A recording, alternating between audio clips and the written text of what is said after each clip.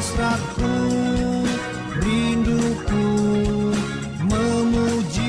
Shalom Bapak Ibu yang terkasih di dalam Tuhan kita Yesus Kristus. Untuk kali ini di channel saya Ayat Alkitab yang Sulit, kita akan membahas siapakah istri Rasul Paulus. Tentang status pernikahan Rasul Paulus, setidaknya ada 3 atau 4 pandangan.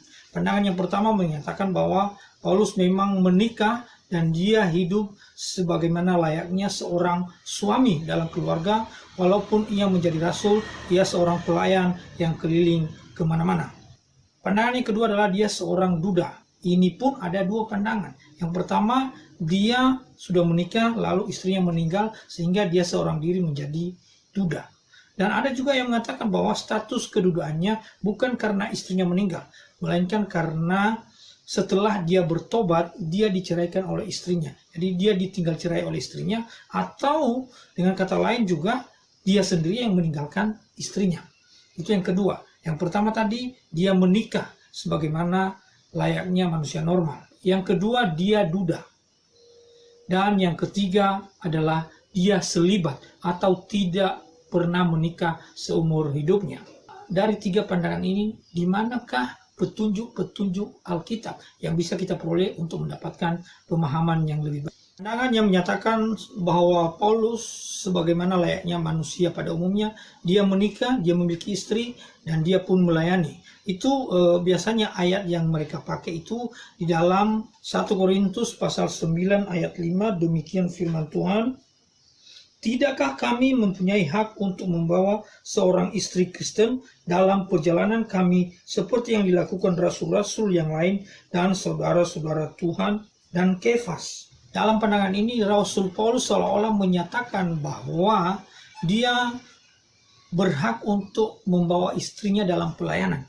Walaupun di dalam tafsiran-tafsiran yang lain itu tidak mengacu kepada hal itu. Ini mengacu kepada istri dari orang-orang Kristen yang lain yang mereka ajak, yang mereka ikutkan terlibat dalam pelayanan. Saya pernah mendengar dari pengkhotbah gereja Reform yang mengatakan bahwa Paulus memang pernah menikah dan dia hidup sebagaimana layaknya seorang suami normal. Itu pandangan yang pertama.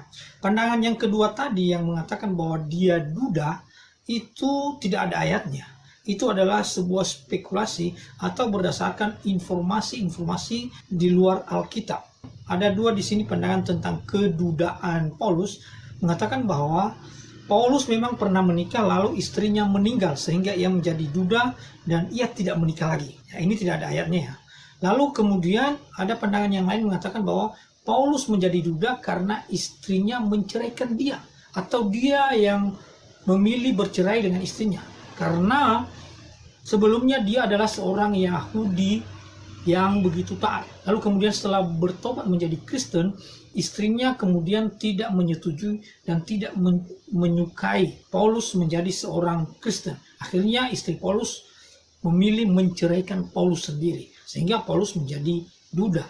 Ini pandangan yang kedua dan ini tidak ada ayatnya. Ini menjadi alasan-alasan bagi banyak orang untuk mengatakan bahwa kami mau melayani walaupun kami sudah bercerai dengan istri. Pandangan yang ketiga mengatakan bahwa Paulus adalah selibat. Paulus tidak menikah seumur hidupnya, tidak pernah menikah, dan sudah mengambil keputusan dalam hidupnya untuk tidak menikah. Ayat yang biasa dipakai ada di dalam 1 Korintus pasal 7 ayat 7 sampai 8. Demikian firman Tuhan. Namun demikian, alangkah baiknya kalau semua orang seperti aku, tetapi setiap orang menerima dari Allah karunia-Nya yang khas, yang seorang karunia ini, yang lain karunia itu.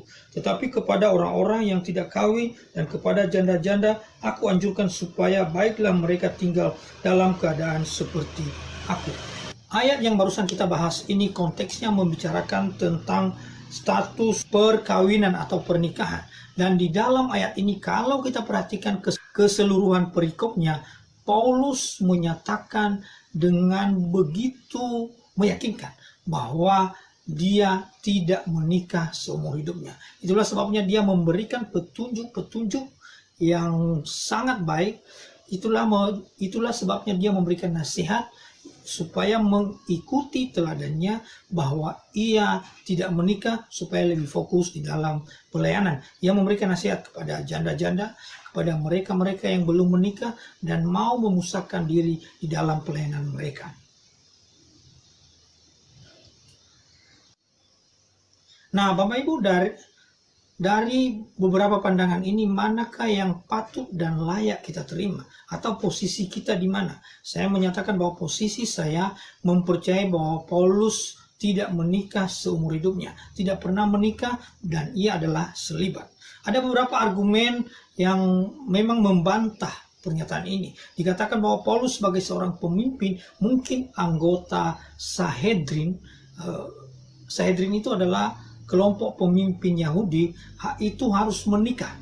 Dan biasanya tokoh-tokoh Yahudi, tokoh-tokoh orang Israel itu wajib menikah supaya mereka bisa menuntun banyak orang. Atau dengan kata lain juga ada argumen mengatakan bahwa Paulus sangat mengerti tentang pernikahan karena ia memang sudah menikah. Tetapi kita bantah. Sebab apa? Sebab jelas-jelas di dalam pasal 7 1 Korintus itu Paulus menegaskan dan memberikan nasihat kepada orang-orang penerima suratnya bahwa dia tidak menikah. Dia hidup dalam keadaan selibat, tidak menikah seumur hidup. Nah, jelas dulu bahwa berdasarkan judul kita, siapakah istri Paulus? Maka jawaban kita adalah Paulus tidak menikah, sehingga dengan demikian tidak ada istri Paulus. Lalu apa yang menjadi nilai teologis bagi kita dengan mempelajari tentang status pernikahan Paulus ini? Yang pertama, saya mau katakan bahwa bagi orang-orang yang berpandangan bahwa Paulus telah bercerai dengan istrinya, itu tidak bisa menjadi alasan bagi orang-orang Kristen untuk bercerai. Yang kedua, bagi mereka-mereka yang berpandangan bahwa Paulus memang sudah menikah, sama seperti layaknya orang-orang yang sudah menikah, seorang suami dan juga melayani, bagilah kita melakukan hal itu juga. Jadi Bapak Ibu, tentang orang yang tidak menikah, Tuhan Yesus memberikan pernyataannya bahwa ada orang memang tidak menikah karena orang lain membuat dia demikian, atau karena keputusannya, atau karena keadaan. Jadi saya percaya bahwa Paulus telah mengambil keputusan untuk tidak menikah seumur hidupnya karena keputusannya dia mau melayani Tuhan. Nah, nilai teologis yang penting bagi kita sekarang, kalau ada orang-orang yang telah mengambil keputusan untuk melayani Tuhan dengan konsekuensi tidak mau menikah seumur hidupnya, mari kita dukung. Kita tidak boleh mencela, kita tidak boleh mengejek, atau jangan-jangan dia mengalami sesuatu hal. Tetapi kalau memang itu keputusan pribadinya, kita harus hargai, kita harus dukung, dan kita berdoa supaya pelayanan di hadapan Tuhan tetap kita lakukan. Bapak Ibu yang terkasih, berbagai status dalam pernikahan, baik orang yang sudah duda, lebih-lebih yang ditinggal mati oleh pasangannya, baik orang juga yang punya pasangan, dan baik orang yang selibat atau tidak menikah, baiklah kita melayani Tuhan sebagaimana Rasul Paulus melakukan hal itu dengan sebaik-baiknya dan semaksimal mungkin. Mari kita melayani Tuhan, memuji Tuhan seumur hidup kita. Tuhan memberkati. Hidup hasratku